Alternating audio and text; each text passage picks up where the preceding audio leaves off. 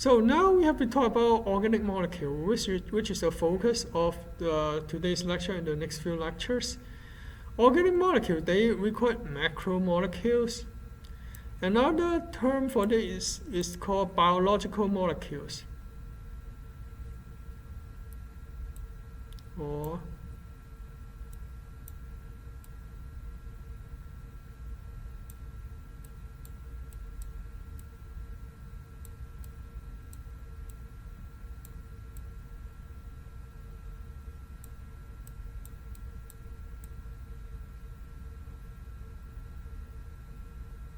biological molecules. So it tells you that they contains many molecules joined together. So the many molecules, we call them monomers. And when we join all the monomers together, we form polymers. In other words, polymers, they are actually the macromolecules. They are actually the macromolecules. Polymer, they're actually the macromolecules. So what's the relationship between monomers and polymers?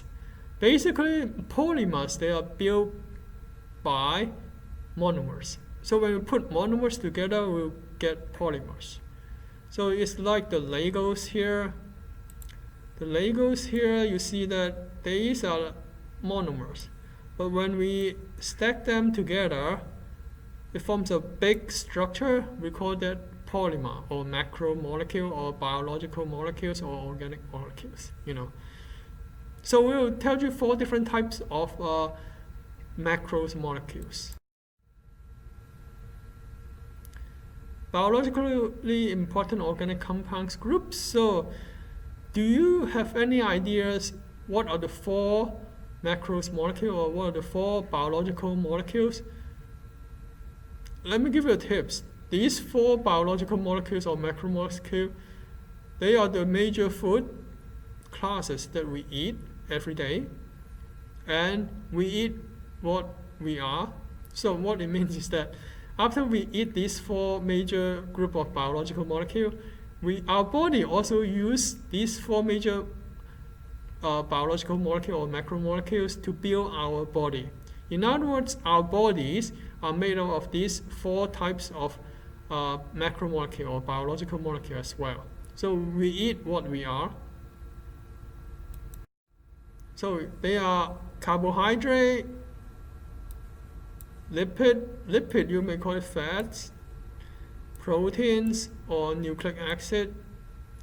I personally don't like calling lipid as fat. The reason is that lipid is a big category, and under lipid you have different subclasses. So one form of lipid is fat, one form of lipid is oil, one form of lipid is called phospholipid, and then another form of lipid is called steroid. In other words, calling lipid as fat, well, is kind of not 100% correct. Carbohydrate, we like to talk about carbs. Carbs is basically starch and glycogen that we eat. Protein, well, we all know protein. What's that? Protein is protein. We get it from meat and stuff.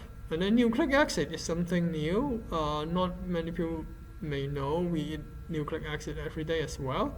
We'll talk more about this in the next few slides.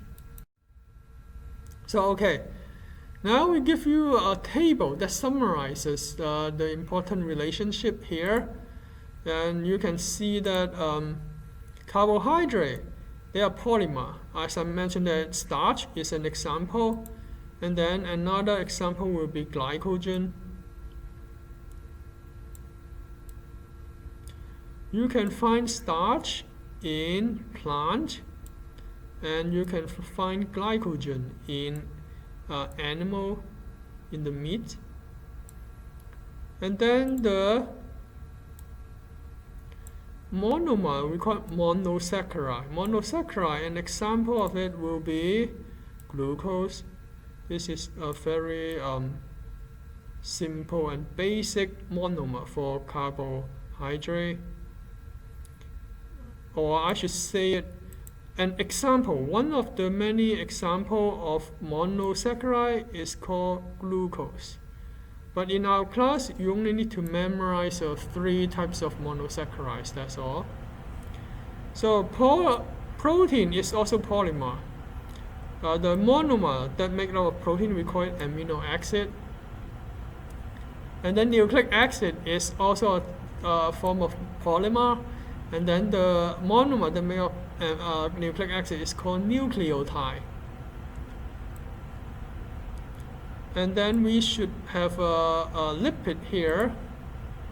Lipid here.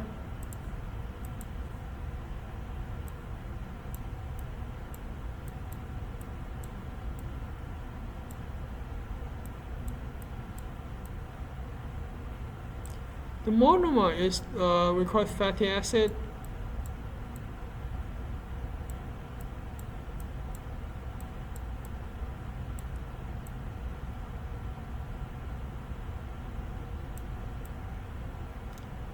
And glycerol.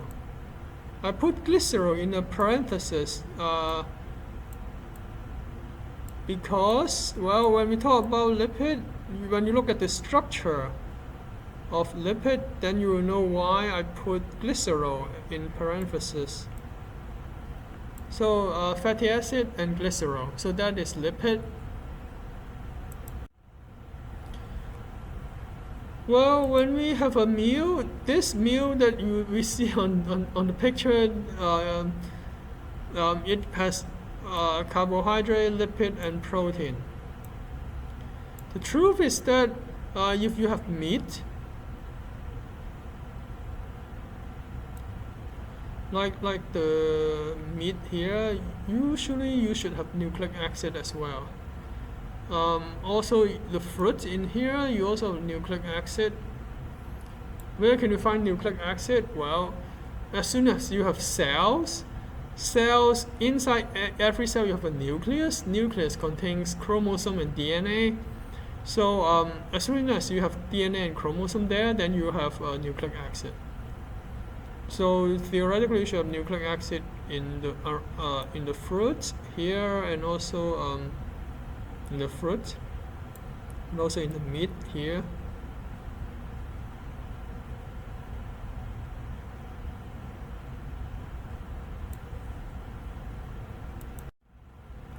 Okay, food label.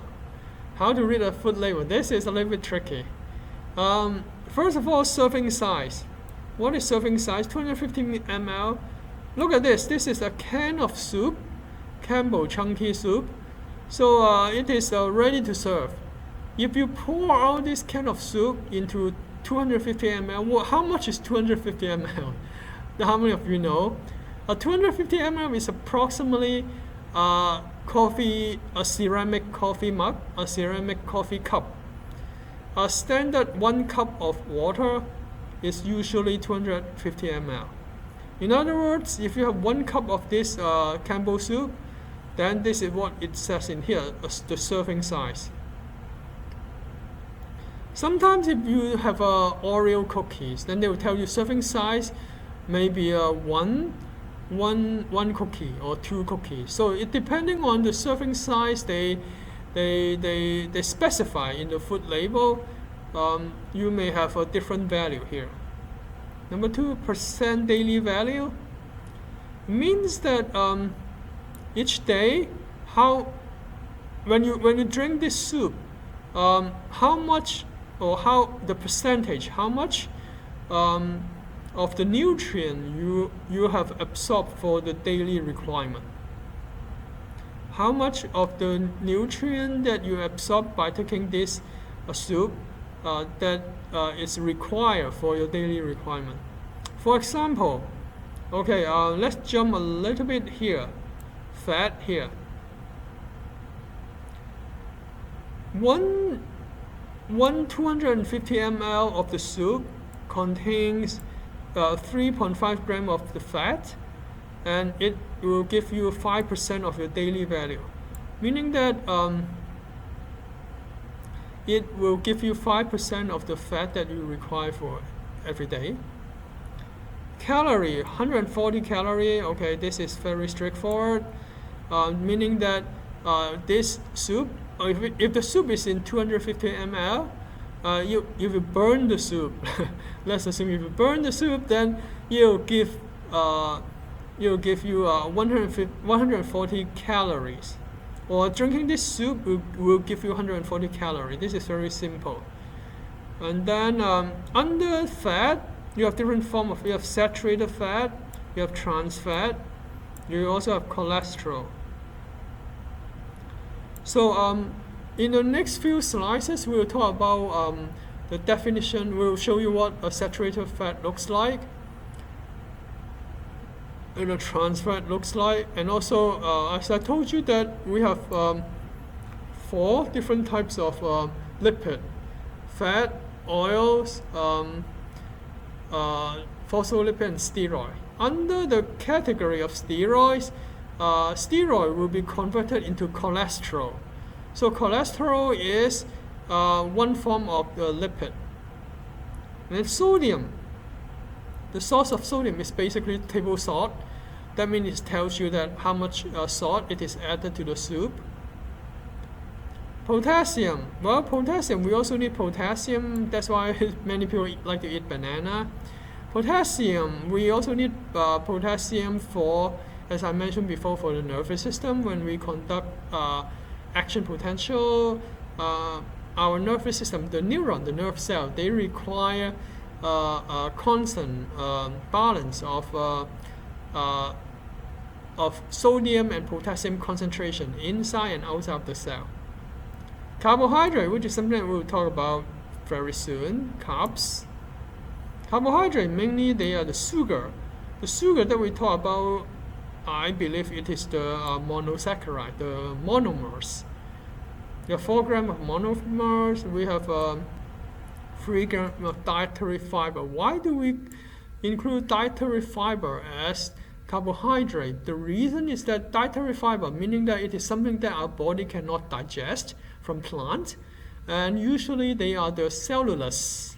Cellulose is the carbohydrate or the polymer for the plant. So this is the cellulose, is the dietary fiber that we cannot digest, and it is in the form of polymer or polysaccharide, or we call it carbohydrate. And you can add it up: 4 grams of sugar, 3 grams of cellulose dietary fiber, so we have 7 grams. And then we have protein. We learned about protein is also a polymer. Last but not least, we have these mineral and vitamins. We have vitamin A 20%, vitamin C 2%, calcium 4%, iron 10%. So that's about the food label. So we give you some real